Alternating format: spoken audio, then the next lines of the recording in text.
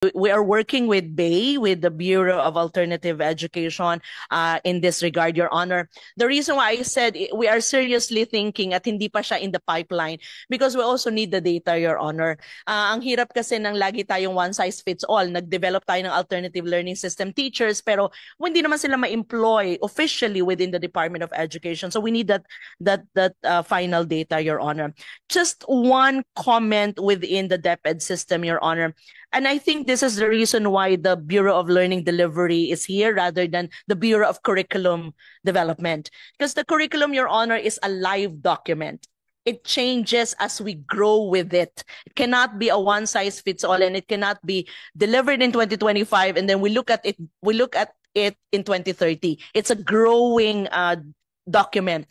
And the group that would look into the growth of the curriculum would be the Learning Delivery Group, Your Honor. So other than the Literacy Coordinating Council and then the Secretariat giving us a critical role, the Bureau of Learning Delivery, to deliver the curriculum that is already steeped with literacy. Hindi naman tayo nagkulang sa curriculum, Your Honor. Ang gagaling naman ng mga curriculum developers natin. Kahit sa DepEd, kahit sa amin sa teacher education, lagi namang steeped with literacy needs, numeracy needs. It's a delivery.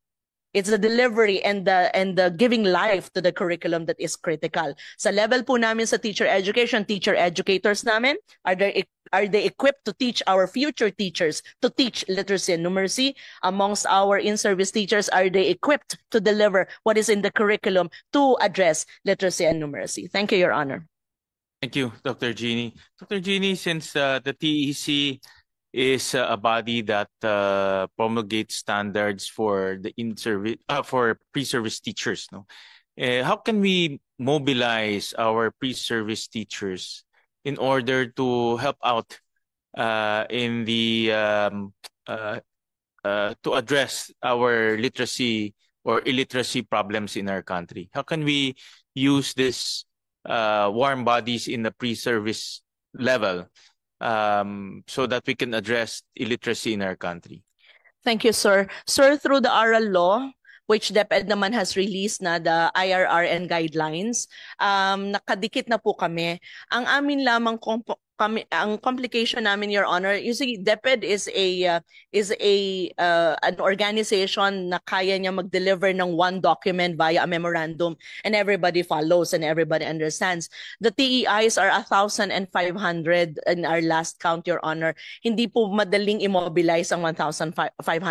About 450 of them are state universities and colleges, which is easier in a sense because we can call on them anytime. But the private, smaller institutions would take us a while before we can mobilize them. So using the provision in the ARAL law, they are tutors in any of the programs of the Department of Education. Ang hinihintay na lang namin, sir, would be the specific program per specific area where our teacher education institutions are located. So halimbawa, sir, yung National Learning Camp ni DepEd, available naman po yan across the country.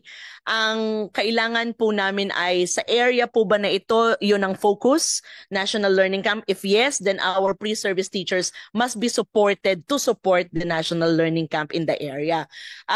So kami po ay kasama naman sa pag-uusap, sir, para ma-mobilize natin ang pre-service teachers. We thank Your Honor in providing a provision na ang aming mga pre-service students ay hindi lamang tutulong para sa bayan at para sa kagalingan ng departamento, pero ang kanilang ibibigay na panahon at atensyon at pag-aaral ay magiging paraan nila, so they receive a certificate that they may use in applying to DepEd. So that's a critical component of the ARAL law, Your Honor, and we're banking on that so that we can support our TEIs to make them readily available for the Department of Education.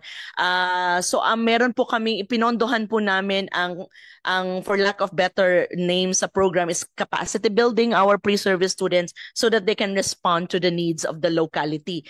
Ang mahirap-hirap lang pong gawin ngayon, Your Honor, would be to allow our DepEd school heads to connect officially to RTEI. Hindi pa po kasi namin na-set up yon that a working ecosystem. So that's where we are where we are currently, Your Honor, in terms of supporting the DepEd in its intervention programs.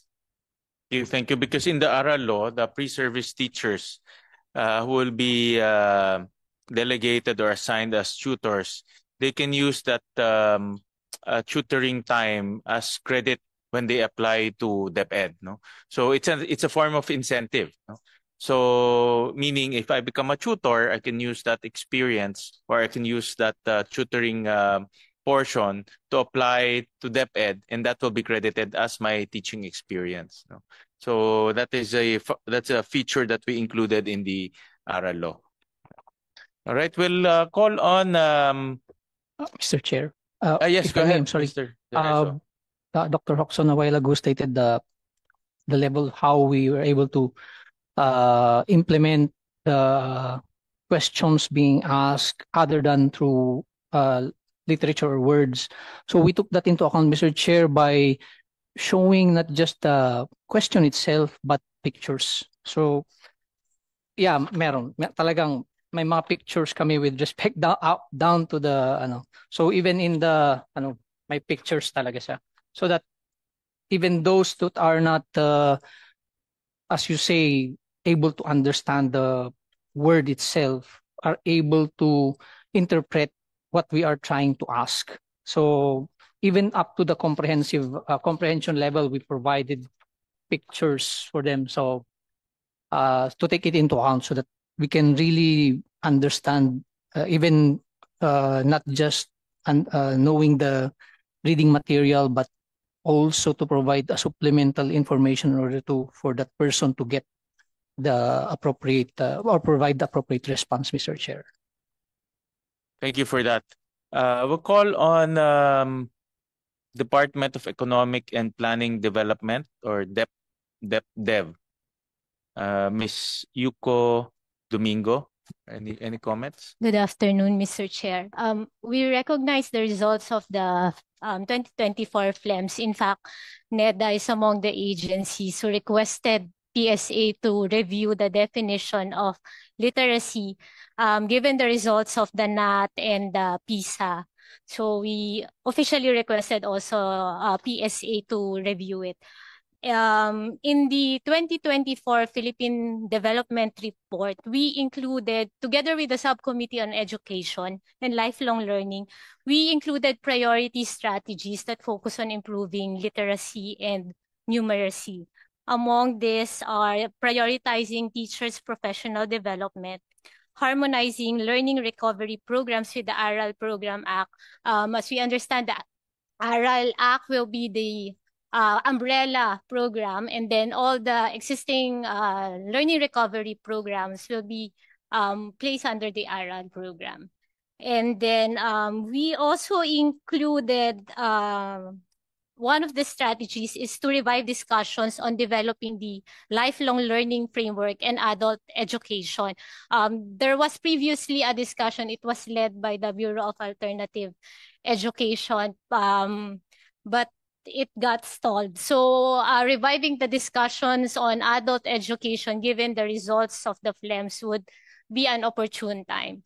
With regards to the suggestion of Sir Eric Mendoza from the LCC, I will discuss this with my principals as we are in the process of updating the Philippine Development Plan. I'm also suggesting that the DepEd regional offices also coordinate with the DepDev regional offices so that the establishment of the local literacy councils or any other literacy program, nakalapat naman po din siya dun sa pangangailangan ng regions, as the regions will also be updating the regional development plans. That's all, sir. Thank you for that. And just to flash again, slide 3, it's important to take note for DepDev that 24 million of our constituents are not functionally literate. No? So in other words, if we talk about our development plan, the first order of business is to make sure that our constituents are functionally literate. These are human capital, no? And these are building blocks of a strong economy. No? Because if they are not functionally literate, meaning they